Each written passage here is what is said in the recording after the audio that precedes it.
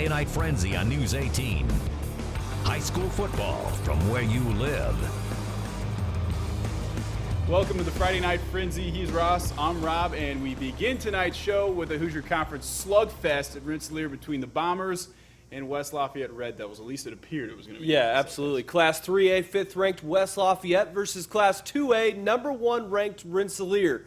The Bombers had payback on their mind after losing last year's game on the road 20-14. It was homecoming in Bomber country. The boys were armed and ready for this one. First quarter action, Bombers fooling the West Side defense, along with our camera guy, Austin Miller. But check this out. Spencer Ronchetto, the hustle play, appears to punch the ball out before senior Austin Fleming crosses the goal line.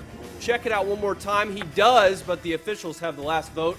Touchdown Bombers. After the Red Devils turned it over on downs, Bombers looking to take advantage. However, Dylan Wright is picked off by Henry Taroon. He returns it into Rensselaer territory. That led to the Red Devil field goal. Bombers answer. Wright with the keeper skips his way into the end zone. 13-3 Rensselaer. Red Devils turn now. Mikey Kidwell airs it out to Kyle Turner, who somehow makes the grab inbounds. Takes it in as well. Nice play right there from the senior. Then it's Kidwell rolling out to find Jonah Williams for the score.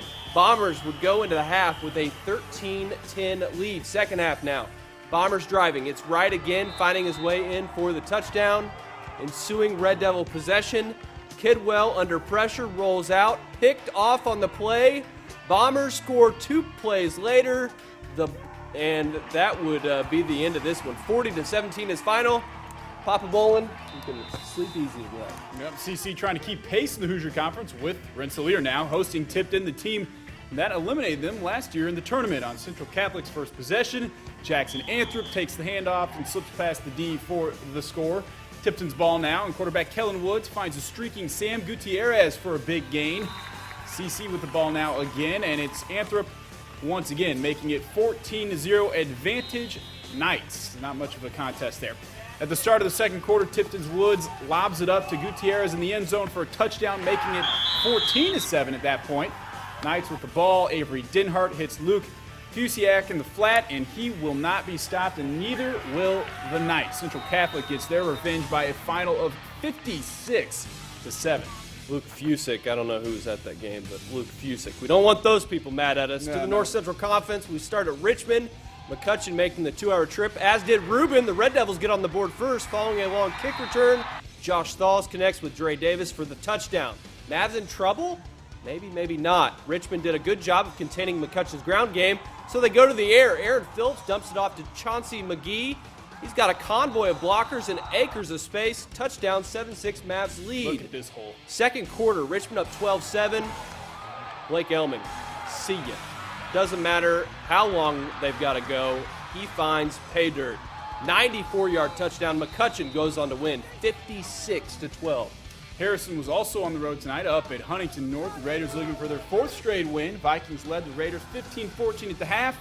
Seth Meyer looking to give his team good field position, snags a pick. Small return sets the Raiders up in good position, but they are unable to take advantage. A little later, Harrison set to get the ball back. A sky-high punt, and that presents a little problem. Mishandled punt by Marcus Torres, and Huntington North recovers. Several plays later, the Vikings going to make the Raiders pay. It's Adam Woods in the backfield for Huntington North. He punches it in from a couple yards out to go up 22-14. Unfortunately, we don't have the video, but the Raiders responded. A field goal, a touchdown, and a 2-point conversion midway through the fourth. And the Raiders pull off the comeback, 25-22, now 4-2 on the season. 4 wins in a row for my Raiders. As for the Jeff Broncos, winless and hungry, hoping to end the losing streak tonight at Anderson. The Broncos got the ball first, and they were driving. Desmond Wilson hauls in the catch, makes a couple of defenders miss, gets some yards after the catch. It would lead to this. Eric King gives the Broncos the 3-0 lead. The junior was busy tonight, and so was Brad Veely, flying to the football all night long. He picks up the tackle for loss. Anderson would have to punt. Next Bronco possession. They are on the move again. Austin Collins picks up big yardage in traffic, bounces off a few Indians, and picks up the first down. Unfortunately, Jeff would have to settle for another field goal. King sends it home. That's the good news. The bad news, Anderson picks up the second win of the season. 40-35 was the final. Well, 5 games down and 6 to go, plus Purdue volleyball coming up after the break. We'll make stops at Delphi, Pioneer, Winamac, North Montgomery, Southmont, and North Vermillion. And Benton Central, where the Bison were facing a very hungry Twin Lakes team. The Frenzy will be right back. It's the Friday Night Frenzy on News 18. High school football from where you live. Welcome back to the Frenzy. We start the second half of our show with a matchup at Benton Central between the Bison and Twin Lakes Indians. Yeah, it's been an up-and-down season for the Indians so far. After starting 2-0, Justin Gardner and company have lost 2 out of their last 3 games. Tonight is what we call a get-right game for the Tribe. Middle of the first quarter, Benton Central quarterback Colton Tucker rolls out to his right, throws across his body over the middle, and that is never a good decision. Blake Bennington gets the pick. The Twin Lakes QB showing he is a two-way player. The Indians would make the Bison pay a few plays later. Derek Roberts takes the handoff, shakes off one small grab, and he was not touched again. Roberts to the house, and a 20-0 lead after the extra point. Third down for the Bison on the ensuing possession. Tucker trying to make something happen. Sacked by Trevor Brown. The ball is loose, and Chris Goodlow scoops it up, walks it in for the score, 27-point lead. It was not Benton Central's night. Is that Trent Johnson? After a botch, it was the illustrious Trent Johnson. Botch snap on a punt. Indians once again inside the red zone. Bennington improvises, takes it off for the goal line, and no one there to stop him. Twin Lakes rolls to 54-20 final score. Delphi Oracles taking a break from the Hoosier Conference, hosting Hammond Gavit tonight. Second quarter, Delphi sophomore Clint Rude rattles off a long run and makes it 1st and goal for the Oracles. On that same drive, Adam Keene has a keen nose for the end zone. Finishing off the drive with the touchdown, Delphi had its hands full early in this one. Next Oracle possession, Weston Wendell. He's going to hit Tyler Ross and picks up monster yardage and 3 Gladiator defenders along the way. A few plays later, Wendell goes back to Ross again, and the senior hauls it in over the shoulder. It's a touchdown, and it gives Delphi a 21-20 lead, and they would never look back, folks. That's a pretty ball. They didn't allow a single point in the second half. They win 43-26. Is that Correct. the final? Yep, the Class A #1 ranked Winamac Warriors hosting 12th ranked West Central, down 25-6 at the half. West Central drove down the field with this pass to Dylan Ingram, who gets the ball to the 5, setting up a touchdown. But this game would go Winamac's way, thanks to runs like this from Andrew Risner, who keeps his legs moving. And check it out. Takes at least a half dozen Trojans to bring him down. You got to love that effort. Who says you can have too much of a good thing? Risner takes the ball again, running around the defense and evading tackles on his way into the end zone for the score. A solid night for him. The Warriors would get back into the red zone. This time Parker Fox throws up a pass, but Trojans linebacker Keegan Dillman is there to break it up to Colin McGee. This time Fox taking the ball himself instead of putting it in the air, faking a pitch, bouncing off the Trojan defense for the score. The Warriors would take the win 53-22.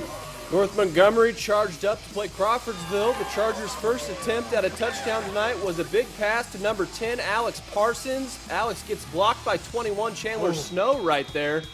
That'll leave a mark. Alex with the ball again. Watch that mob of jerseys, and out pops Alex, just tractoring through the field on his way for the touchdown. Just before halftime, Alex gets the ball again and just walks over the Crawfordsville defenders. No contest there for Alex. And one more for you. Yeah, QB Bailey Adams with a smooth quarterback sneak for the easy 2-point conversion. North Montgomery rolls 34-6 was the final there. Down the road at Southmont, the Mounties hosting Western Boone, otherwise known as Webo. Picking it up in the second half, Western Boone taking it to the Mounties.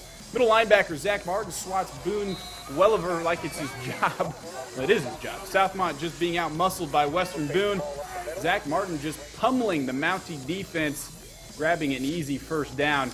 Zach Belcher with the handoff now. He's going to go around the outside with just not going to be touched there. Western Boone walks all over Southmont tonight for the score of 54-22. Fifth-ranked Attica looking for another upset win this week at North Vermillion. First quarter, Logan Harmison with a perfect pass to Brad Green, who races 63 yards for the score. Dips inside to get across the goal line. The game is tied at that point at 7. Red Ramblers back inside the North Vermillion red zone. Later in the first quarter, Harmison on the keeper. Attica led 13-7. Unfortunately, after that, the Red Ramblers had no answer for North Vermillion superstar Jacob Earl, and with two first names, how can you stop him? 3rd and 33, and he goes 77 yards to the house. North Vermillion picks up another win, 48-13. Never trust somebody with two first names. Can't do Big it. Ten.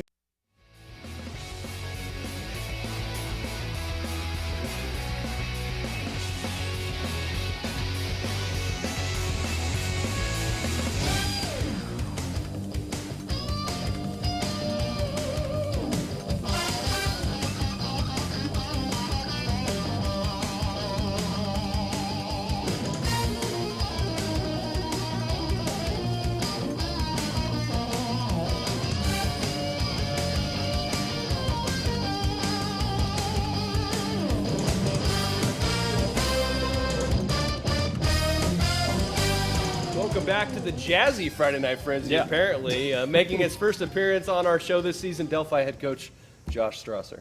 Welcome to the show, Coach. 2 wins in a row. It's got to feel good, right? Absolutely. Anytime you can get a W on the board, it feels great. Go ahead. Don't sip on your toast. Yeah, first half you obviously have some things you need to correct. What do you say to your team at halftime and to really turn things around there in the second half?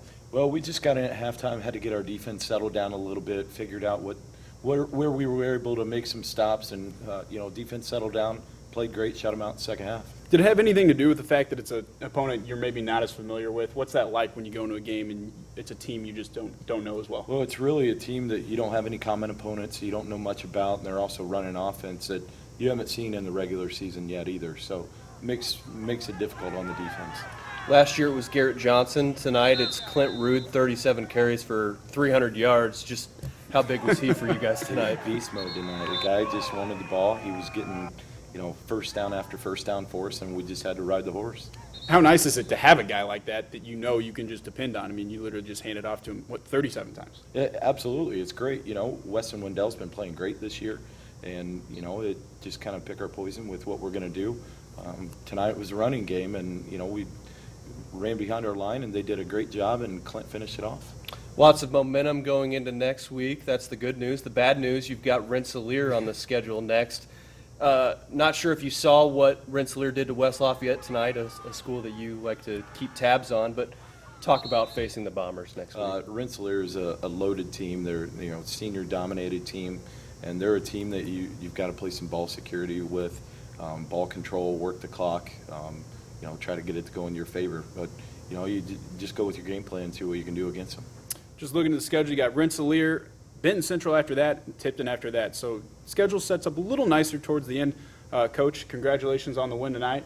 Thank you for coming on the show. Always appreciate it. That just about concludes the show. For more Frenzy-related features, including bonus highlights from tonight's games, just visit our website, WLFI.com. And we will have all of your Purdue football coverage tomorrow night on News 18 at 7 and 11 o'clock. Thanks for watching, and have a great weekend. See ya.